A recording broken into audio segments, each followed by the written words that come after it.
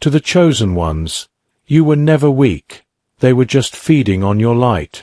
And to the narcissists, you should have never touched what God was protecting. You thought you could lie, cheat, manipulate, and mock a soul hand-picked by the divine. But you forgot one thing. When the chosen cry, heaven listens. And when heaven moves, it doesn't just return the pain. It multiplies it. You wanted power? Now face the law of return. It's not karma. It's cosmic justice. And it's already on its way. Fire if you're a chosen one who's felt the sting of betrayal and the roar of divine justice. Don't stay silent. Like this video, subscribe for more soul-awakening truth, and share this message with someone battling in the spirit. Your support spreads light, and light always wins. Setup. The spiritual battlefield is real. Chosen ones aren't born into ease. They're born into war. A war against dark spirits, hidden enemies, and yes, narcissists sent as tests in human form. These individuals don't just come to annoy you. They come to assassinate your identity, to feed off your divine energy, to delay your purpose.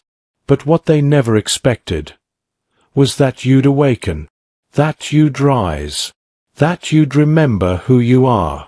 And once a chosen one remembers, the countdown begins. The law of return is activated, and what's coming cannot be stopped. Tension. You gave them love. You gave them loyalty. You gave them what they could never give themselves, light. And how did they respond? With betrayal, with manipulation, with a smear campaign designed to make you question your own worth. Narcissists are not just emotionally wounded people. They are soul leeches, looking for pure, divine vessels to suck dry. They seek out the chosen because they know you carry something eternal. They targeted your innocence, your empathy, your kindness. They twisted your words, made you doubt your own reality, turned others against you. And the worst part? They wore a mask the entire time, smiling in your face while plotting your downfall. But while they were playing games, something sacred was watching. The law of return does not sleep. It observes, silently, recording every offense, every lie, every act of cruelty done to someone God set apart. And it waits. Oh, it waits. Not because it's weak, but because justice tastes better when it's slow-cooked. While they were celebrating your suffering, the universe was preparing their lesson. And when it comes, it doesn't ask questions. It strikes exactly where it hurts. Their health, their relationships, their money, their peace.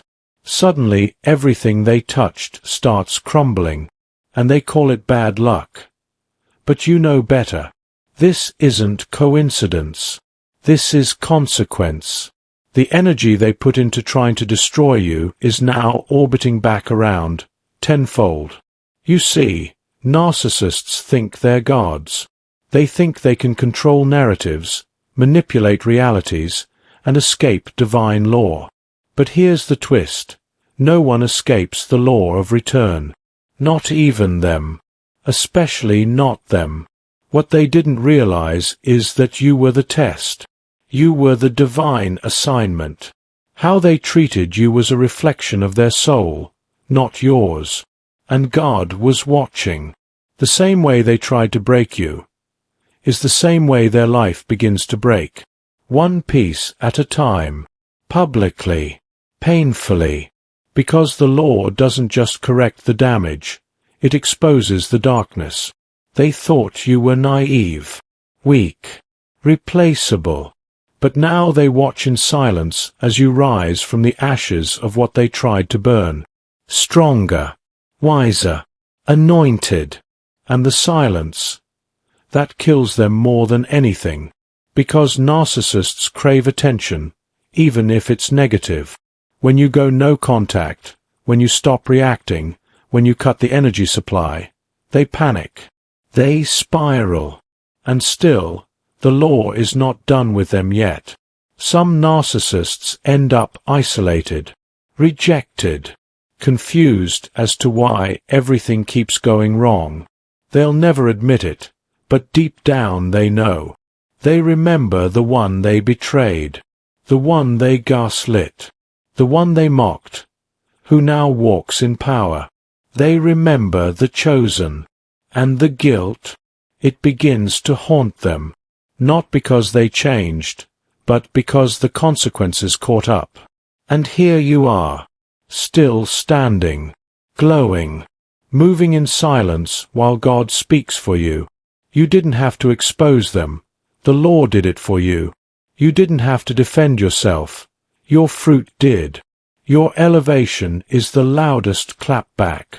Your peace is the most powerful revenge. You were once broken. Now you're built different.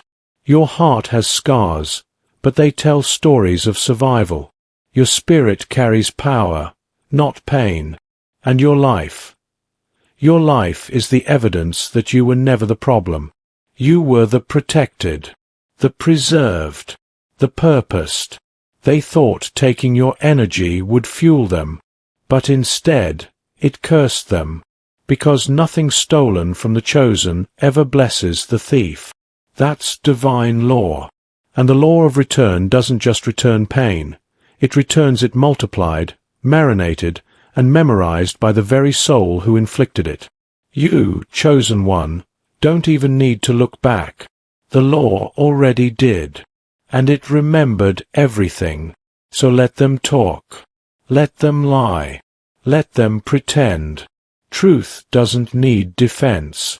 Time always reveals what masks try to hide. The narcissist who attacked you is no longer untouchable. Their empire of illusions is collapsing. Their charm is wearing off. And the people who once believed them now question everything. Meanwhile, you walk into rooms with favor. You attract blessings without chasing. You dream bigger, love deeper, live freer. Not because life got easier, but because your soul got stronger. The law of return has made its rounds. And now, peace is your portion. To every narcissist who tried to destroy a chosen one, consider this your warning. You can't war against the divine and win. And to the chosen listening right now / remember, your silence is sacred. Your energy is priceless. And your story, it's not over. It's just beginning.